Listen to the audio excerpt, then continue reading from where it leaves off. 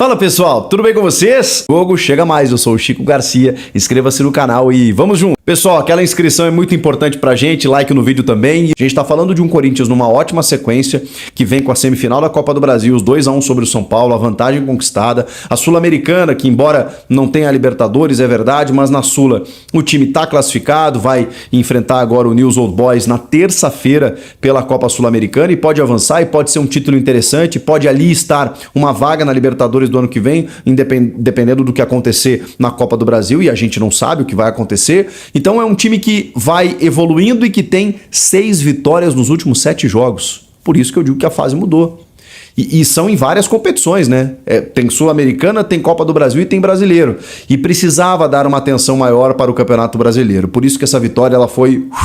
Porque agora o time já começa, né, a se aproximar mais da metade da tabela e, claro, né, na sequência a gente não sabe o que vai acontecer, mas estamos no encerramento do primeiro turno e o Corinthians não se aproxima da zona do rebaixamento por enquanto e a tendência é começar a escalar a tabela do Brasileirão. O Júnior é um jogador que tem merecido elogios e tem merecido essa constante evolução que ele está vivendo no time.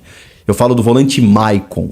Não é pelo gol marcado, tá? Parece fácil a gente falar sobre o gol, no momento em que ele fez o gol, num jogo em que ele faz o gol, mas ele já vem demonstrando essa evolução. Talvez o gol contra o Universitário, aquele gol lá que no Peru, com aquele ambiente hostil e tudo mais, que classifica o time, tenha dado confiança para o jogador, que estava precisando muito disso, né? Ele erra num lance lá contra o Independiente Del Valle na Libertadores, se abate muito e a gente estava querendo ver o Maicon que deixou o Corinthians quando foi vendido, ainda jovem, para o Shakhtar Donetsk. E esse Maicon eu gosto.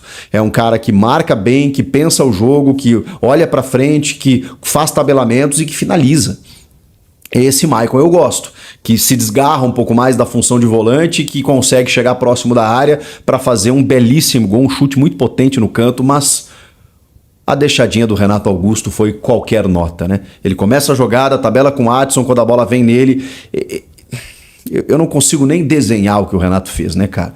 Ele deixa a bola morrer no lado externo do pé dele, que tira o peso da bola e deixa ela, assim, a feição para o Maicon finalizar na entrada da área e marcar um belíssimo gol. O Léo Jardim não conseguiria chegar naquela bola, ela foi no canto muito rápida e muita comemoração coletiva depois desse gol do Maicon. Então, deu para entender, o Maicon é um cara muito querido no elenco, é um filho do terrão, é um cara da base, como estava precisando de um momento como esse, né? Um momento de afirmação. No jogo se desenvolveu muito no primeiro tempo por conta do craque Renato Augusto, né? Enquanto ele esteve em campo, o Corinthians foi outro, em termos de criatividade, em termos de condução de jogo. A bola vinha no pé dele ali pelo lado esquerdo, mais centralizado, em que ele buscava alguns arremates, buscava tabelamentos. O primeiro gol sai dessa forma, né? Ele começa a jogar, a tabela com o Adson. O Adson fez um grande jogo. O Adson ainda oscila para mim, né? Às vezes eu quero muito ele titular, daqui a pouco no outro jogo eu mudo de ideia.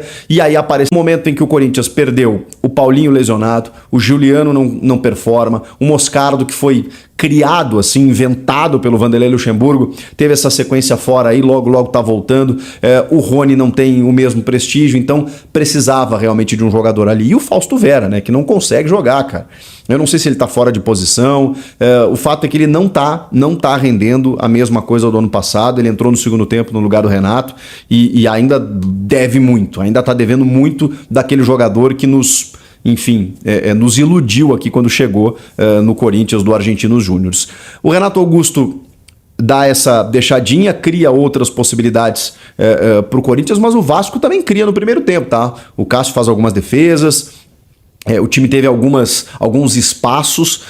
O Bruno Mendes começou como lateral direito, o Gil e o Caetano os zagueiros, porque o Murilo está suspenso, e o Fábio Santos na esquerda. Aí o meio de campo com o Maicon, o Renato e o Juan, né? E o Juan Oliveira, que melhorou no segundo tempo. No primeiro tempo foi um pouco mais apagado. O Adson, que de novo teve uma sequência pelo lado do campo. Estou gostando muito das entradas do Adson, né, nessa sequência positiva, com o Yuri e o Roger Guedes. O Yuri tem uma cabeçada, né, que ele cabeceia para... Bora falar dessa vitória do Timão, 3-1 sobre o Vasco da Gama.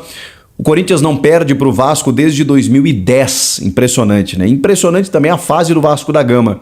que até chegou a atacar em algum momento. O técnico Ramon Dias, recém-chegado, conseguiu dar uma cara até mais competitiva para o time vascaíno, mas impressionante como nada dá certo. Também não entendo como é que o Gabriel Peck é reserva, quando ele entra o time melhora, e aí quando o time parece estar próximo de uma reação, comete um pênalti esdrúxulo. E quis cometer, né? Porque tem um jogador ali que recolhe o braço, mas na sequência o Paulinho dá um carrinho com a mão lá em cima e acaba o pênalti acontecendo. O Leandro Voaden meio no delay, né? Ele não marca e tal, daqui a pouco, não sei, pênalti. Ou veio uma vozinha lá, né? Da cabine do VAR, do tipo, marca meu filho, que bateu na mão mesmo, mas enfim. O fato é que o Corinthians conseguiu uma vitória consistente, interessante contra o Lanterna. Ah, mas era contra o Lanterna.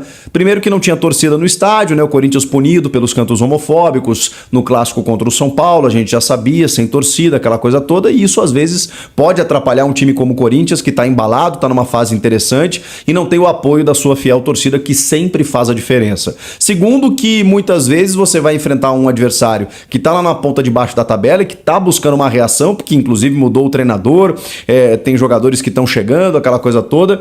Você não pode dar mole, porque se você dá mole, a única coisa que os caras estão esperando é isso mesmo, é uma brecha para que eles possam sair dessa areia movediça. Então o Corinthians fez valer o seu fator local, o seu melhor momento, a supremacia em relação ao Vasco, tanto pelo histórico quanto pelo momento, e conseguiu os 3 pontos, que eram fundamentais. FL tem notícia quentinha de última hora aí, notícia péssima aí pra torcedor do Corinthians. Nosso calvo da Fiel, o Roger Guedes, acabou de receber uma proposta aí de mais um time árabe aí, Fiel. Proposta multimilionária aí pra levar o nosso camisa 10, o nosso calvo, o maior artilheiro aí da Neoquímica Arena, Fiel. FL, infelizmente, é uma proposta irrecusável aí, com certeza.